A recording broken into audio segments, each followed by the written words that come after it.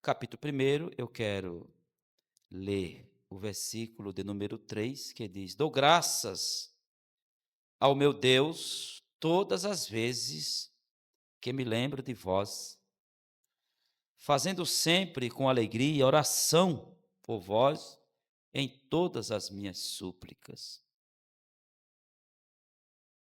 pela vossa cooperação no Evangelho, desde o princípio e primeiro dia até agora. Versículo 12 diz assim: E quero, irmãos, que saibais que as coisas que me aconteceram contribuíram para maior proveito do Evangelho. Ainda no capítulo 1, né, eu quero ler, para nos ler o capítulo inteiro, nós estamos intercalando em alguns versículos, mas eu quero ler o versículo número 22. O 21 diz assim: Porque para mim o viver é Cristo e o morrer é ganho.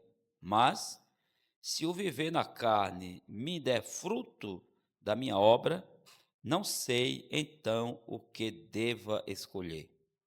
Mas se ambos os lados estou em aperto, tendo o desejo de partir e estar com Cristo, porque isto é ainda muito melhor, mas julgo mais necessário, por amor de vós, ficar na carne.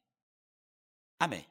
Queridos, antes de nós abordarmos esses versículos, esse capítulo, né, entendermos o que Paulo quis passar para a igreja de Filipos, é importante nós conhecermos um pouco da história dessa igreja. A igreja de Filipos, ela foi fundada pelo apóstolo Paulo na sua segunda viagem missionária. E ela é resultado de uma visão que Paulo teve. Lá no capítulo 16 de Atos, apóstolo, quando você estiver na sua casa, você vai ler.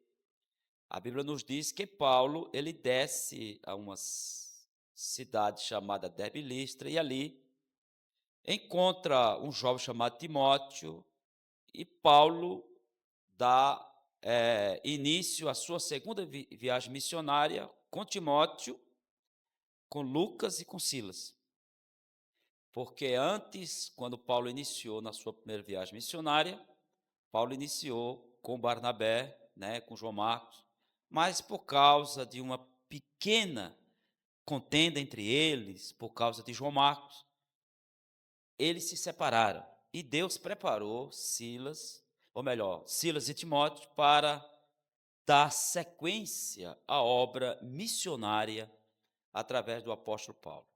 E quando ele está chegando em Troades, ali, no capítulo 16, versículo 9 de Atos, o Senhor mostra em visão a Paulo um varão que se apresentou a Paulo e disse: Passa a Macedônia e ajuda-nos.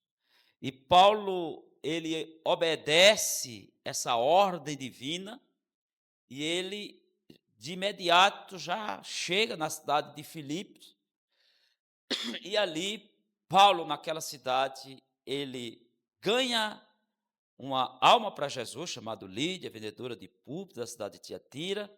Ele ganha aquela serva de Deus, ele estabelece a igreja ali na cidade de Filipos, e assim essa igreja tornou-se uma igreja como referência missionária. Além de ser uma igreja que é um exemplo de igreja missionária, também era uma igreja que o seu amor, a sua bondade, ela era recíproca em relação ao apóstolo Paulo. Então foi uma igreja que trouxe muita alegria para o apóstolo Paulo. Glória a Deus. E quando Paulo escreve esta carta, Paulo está preso em Roma. E ele recebe um cooperador daquela cidade de Filipe, daquela igreja chamada Epafrodito. E ele recebe Epafrodito, que ali traz em mãos uma oferta para Paulo ali em Roma, quando estava preso. Glória a Deus.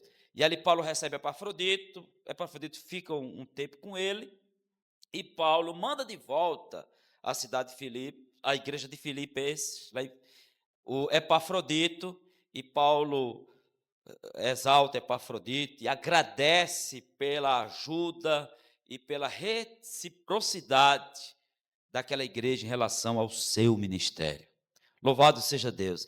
E aqui eu quero, no capítulo 1, dividir aqui, pelo menos, em 5 sessões, para nós entendermos aqui o que Paulo está escrevendo à igreja. Paulo, ele começa no seu prefácio, na sua saudação, ele faz referência a Timóteo, como servo de Jesus Cristo, e ele diz assim: aos santos em Cristo que está em Filipos, com os bispos e diáconos, graça a vós, da parte de Deus, nosso Pai, e do Senhor Jesus Cristo.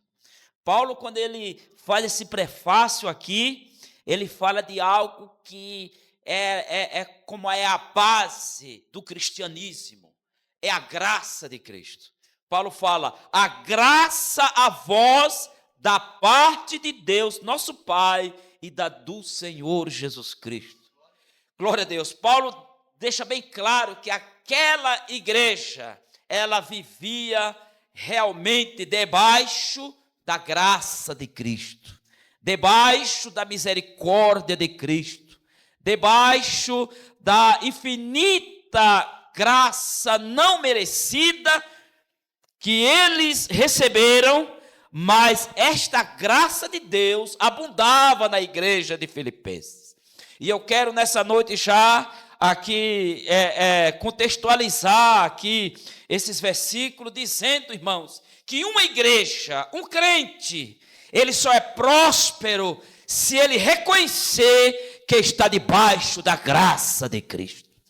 Glória a Deus. E aqui Paulo, ele começa a agradecer a Deus, aqui ainda no capítulo 1, no versículo de 3 a 11, Paulo, ele fala de ação de graça e ele fala da sua oração pelos filipenses. Ele diz: dou graças ao meu Deus todas as vezes que me lembro de vós, fazendo sempre com alegria oração por vós em todas as minhas súplicas. E aqui está o título dessa carta, é a carta de alegria, porque além de trazer alegria para Paulo, como uma igreja participante do seu ministério, dos momentos de dor da sua vida, lhe ajudando financeiramente no seu projeto missionário, Paulo, quando ele lembra da igreja de Filipos, ele traz alegria e ele ora com alegria, né? Olha que coisa maravilhosa.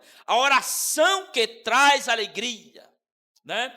Aqui Paulo não está falando daquela oração que ele faz com aquela oração em que ele demonstra tristeza, em que ele entra em uma batalha espiritual, que ele traz assim, alguns momentos de tristeza, de dor, não, mas quando ele lembrava da igreja de Filipos, quando ele dobrava o seu joelho, Paulo, ele disse: olha, eu oro a Deus, eu faço com alegria orações por vós em todas as súplicas. Louvado seja o Deus. Esta alegria, irmãos, ela não é produzida pelas emoções. Esta alegria que Paulo ele sente aqui não é uma alegria que é produzida por um momento, mas é uma alegria que é produzida pelo Espírito Santo, porque ela está relacionada à salvação e ligada à salvação de Cristo. Quando ele orava pela igreja de Filipos, Paulo, ele sentia alegria e orava. Ele sentia o gozo do Espírito Santo quando ele dobrava o joelho, porque aquela igreja estava conectada com ele, no mesmo propósito e na mesma alegria, que era uma igreja alicerçada na graça e que tinha Cristo como Senhor da sua vida. Glória seja dada ao nome do Senhor. E nós queremos viver isso aqui, amados. Isso é importante nós vermos isso aqui. Uma igreja, uma comunidade, em que nós nos amamos uns aos outros, em que nós assumimos entre nós a responsabilidade de orarmos uns pelos outros com alegria. Quando eu lembrar do meu querido presbítero Adenilson, eu oro com alegria.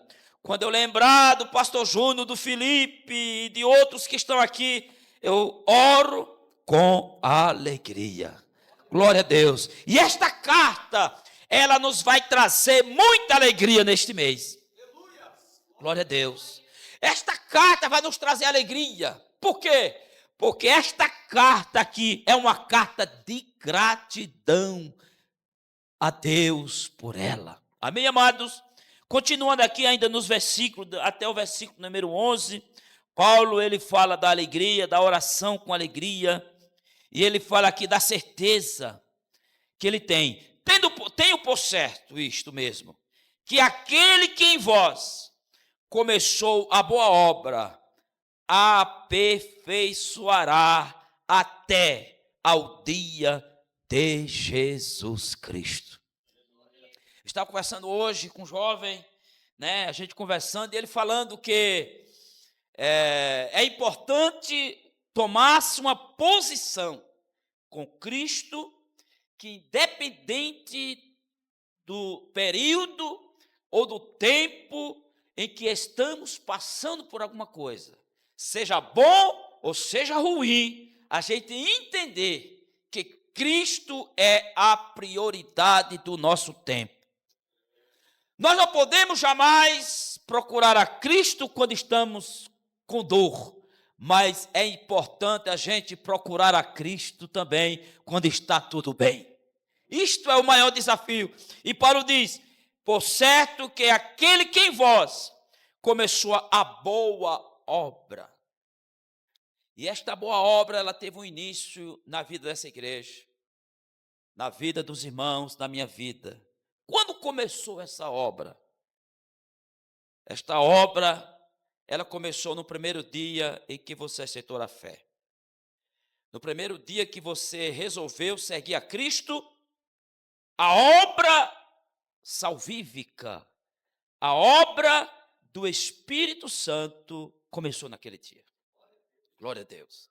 No momento da decisão, começou a obra.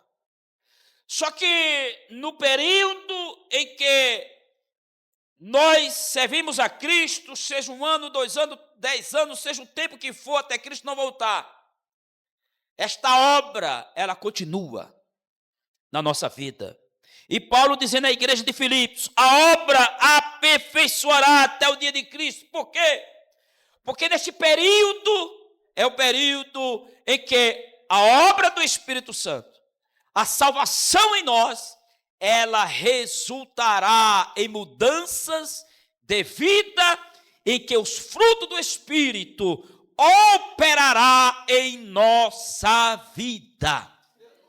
Porque esse dia de Cristo aqui é um dia vindouro, é o dia em que Cristo há de voltar para arrebatar e levar a sua igreja com ele. Nós não sabemos esse dia, não sabemos a hora, mas Cristo vai voltar. Ele disse, não se turbe o vosso coração, crede em Deus, crede também em mim. Na casa do meu pai há muitas moradas. Se não fosse assim, eu não vos teria dito, eu vou preparar lugar. E virei outra vez e vos levarei para mim mesmo, para que aonde eu estiver, estejais vós também. Esse dia vai acontecer. Eu não sei. Eu sirvo ao Senhor aproximadamente quase 40 anos de vida. Ou mais, eu sirvo ao Senhor assim, quase a minha vida toda. E ele ainda não voltou. E agora, o que é que eu faço? Continuo acreditando que desde o primeiro dia em que minha mãe entrou na igreja e aceitou a Cristo como Salvador, e eu dobrei os meus joelhos ao lado dela, aos 9 anos de idade de vida, desde aquele primeiro dia, o Espírito Santo fez uma obra na vida dela, e o Espírito Santo também fez uma obra na minha vida, e desde aquele dia até hoje, com 54 anos de vida, esse dia de Cristo não aconteceu, mas ele começou uma grande obra, e esta grande obra, ela continua até hoje operando na minha vida. Glória a Deus. E esta grande obra, e esta obra também continuará operando na nossa vida. Permitamos que o Senhor trabalhe na nossa vida, porque Ele começou a boa obra. Glória a Deus. Continuando aqui, amados, no versículo 7, o apóstolo Paulo diz: como tendo por justo senti isto de vós todos, porque vos retenho em meu coração, pois todos vós fostes participantes da minha graça, tanto nas minhas prisões, como na minha defesa e confirmação do Evangelho. Observem que essa igreja, como ela era participante de todos os momentos da vida do apóstolo, né? E a gente precisa de uma igreja assim. A gente precisa estar ao lado de irmãos assim. A gente precisa trabalhar isso, porque tem tantas pessoas que nos momentos difíceis elas afastam, e nos momentos bons elas se aproximam. Estamos vivendo neste mundo, nesses momentos assim. As pessoas são medidas, são avaliadas pelo que ela tem, pelo aquilo que elas podem oferecer. Se elas deixarem de oferecer, elas não servem mais. Igreja não é uma empresa em que a gente manda embora, porque se a gente quer um gestor de uma empresa, não deu certo, não produziu, passa lá no departamento pessoal, pega suas contas, vê quanto tem e vai procurar outro emprego. A comunidade cristã é diferente, né?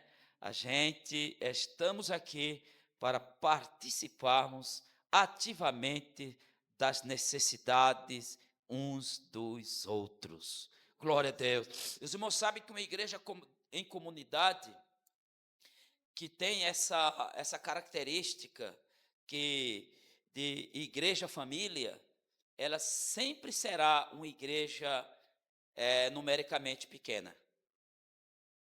Aí eu pergunto, por quê? Porque as pessoas que não querem serem participantes e não darem espaço para que elas sejam tratadas e sejam cuidadas, e que participe, seja de uma forma conjunta essa participação, elas preferem estarem nas igrejas contextualizadas, aquelas igrejas centrais, que ninguém sabe quem é quem.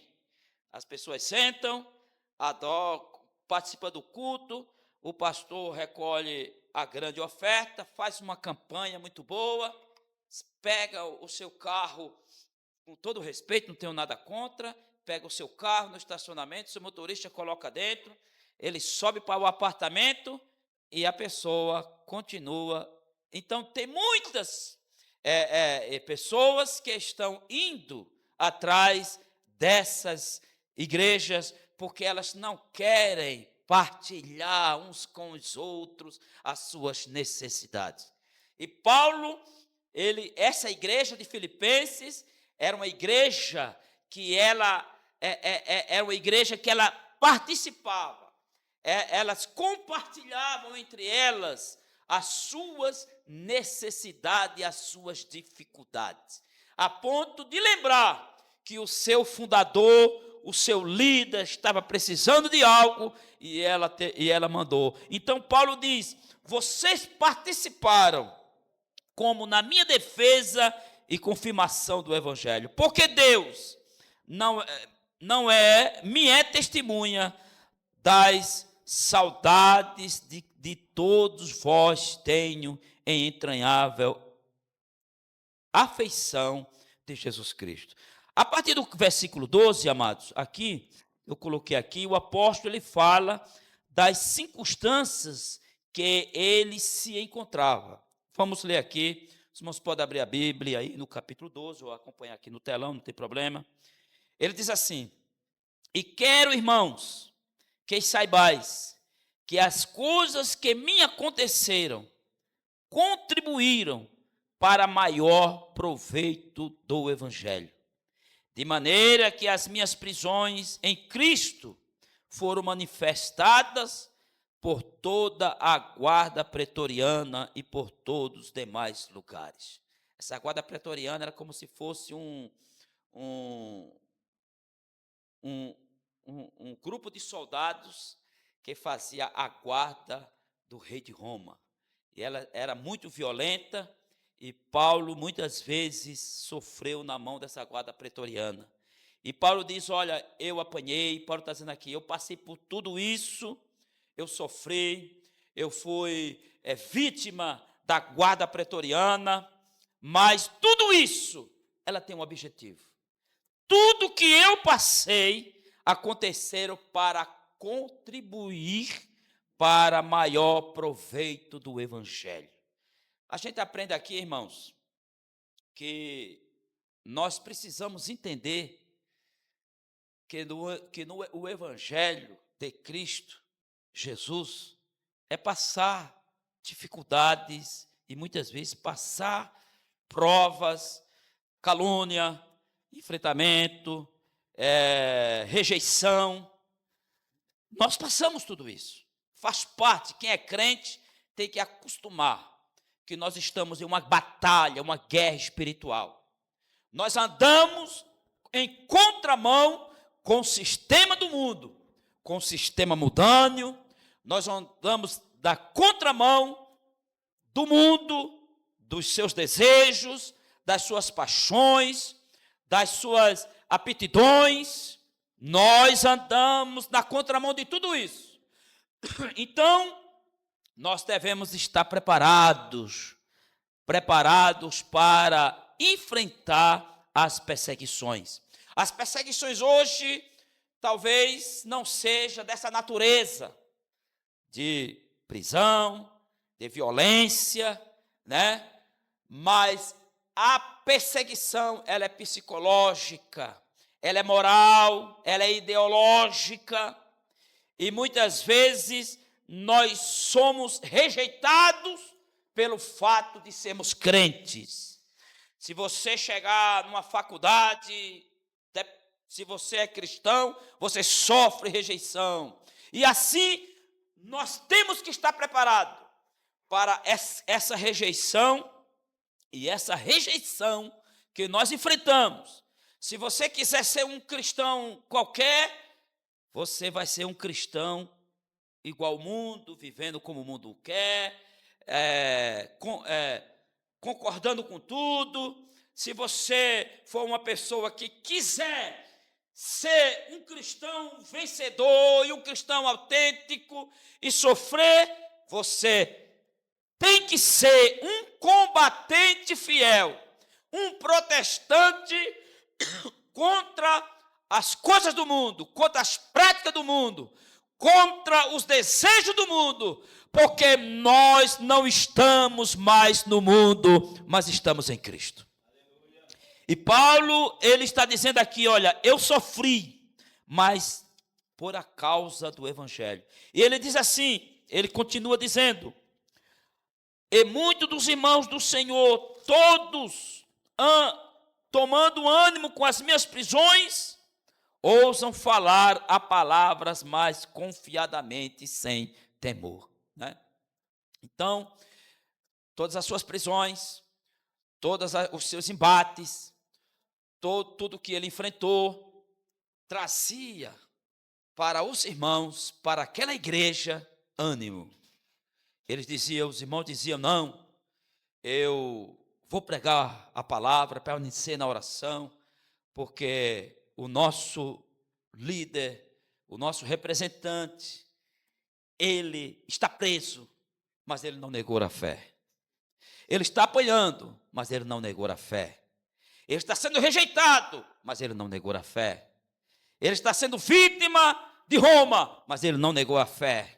Então nós temos a responsabilidade e o dever de ficarmos aqui firmes, confiando no Senhor e acreditando que o Deus que o guardou lá, guardará a nossa vida também.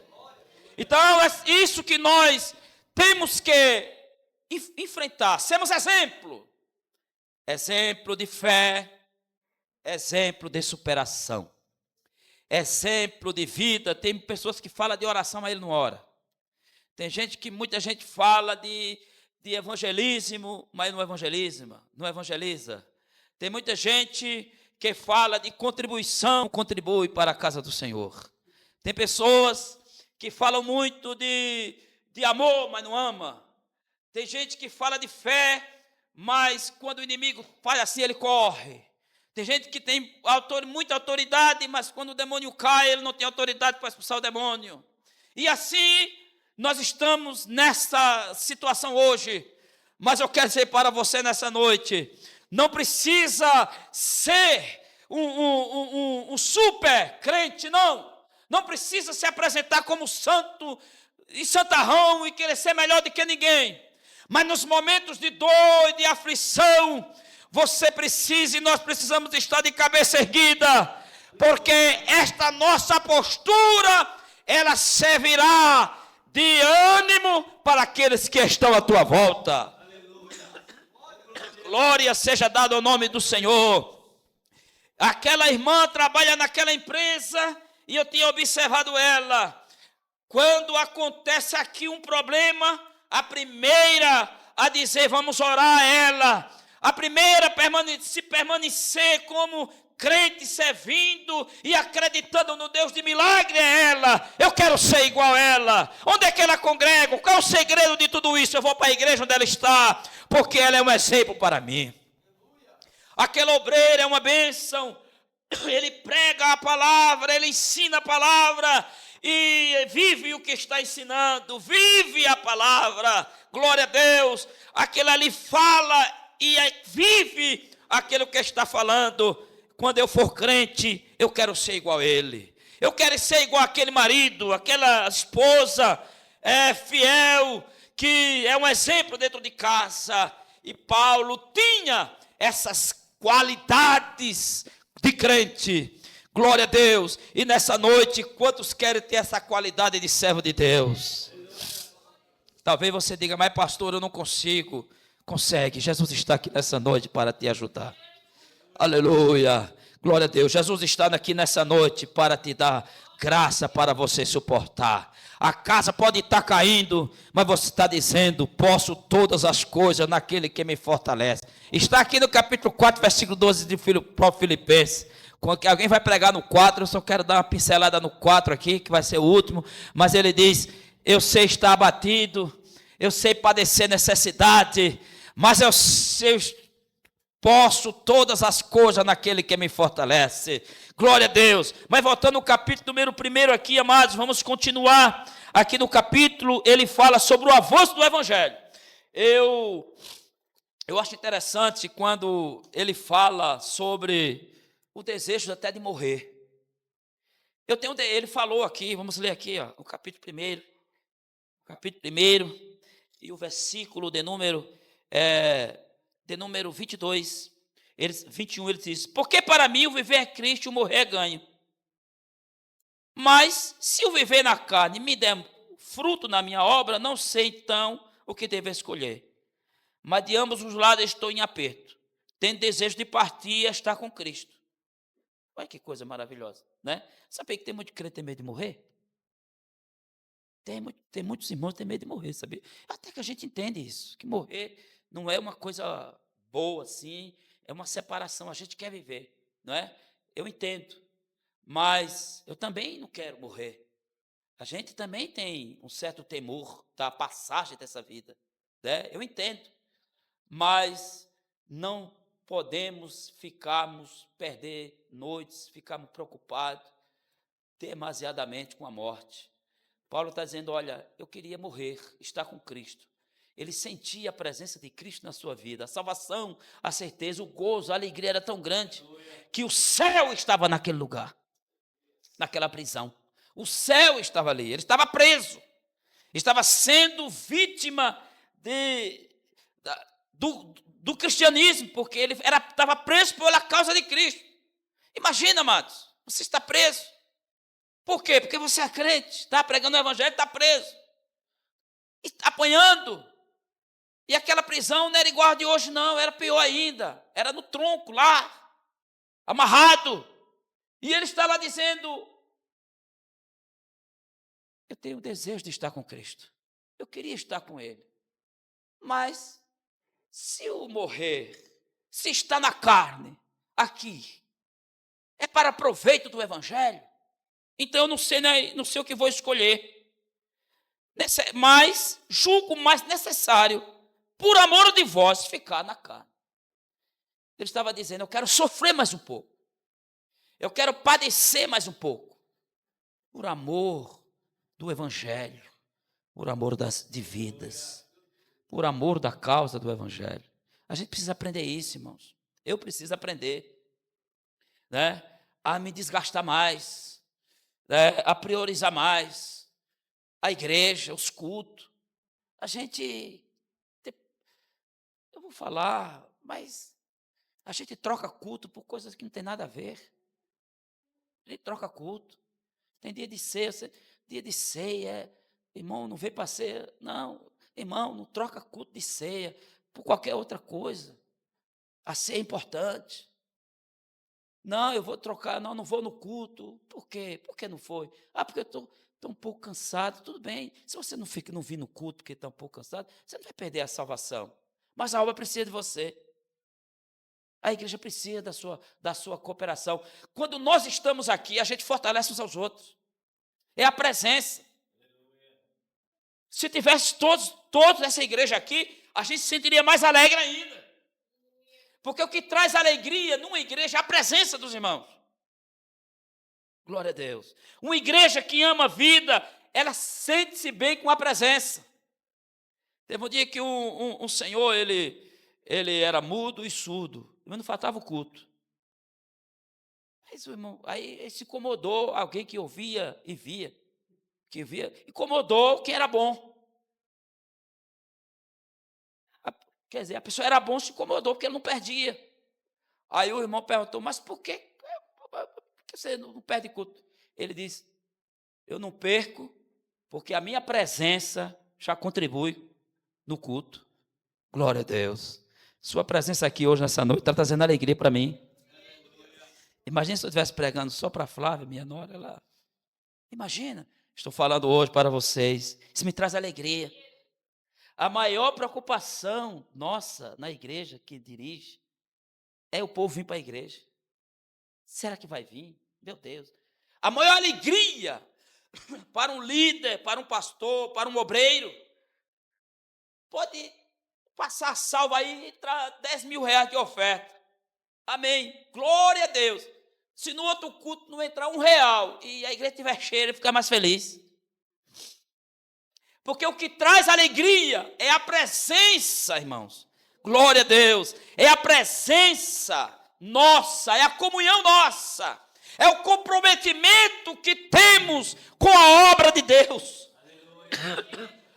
Isso é que nos traz alegria. A igreja de Filipenses tinha essas qualidades.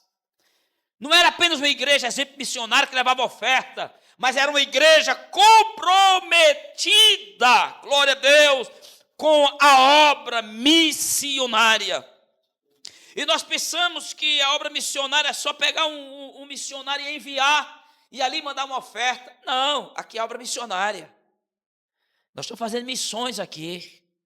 Aleluia. Somos missionários. Quantos missionários tem aqui nessa noite? Aleluia. Eu sou missionário, você é missionário. Ah, mas eu não tenho carteira de missionário. Tem muitos missionários de carteira que foi dada a carteira e ele não é missionário nem na casa dele. Missionário é aquele que ganha alma para Jesus.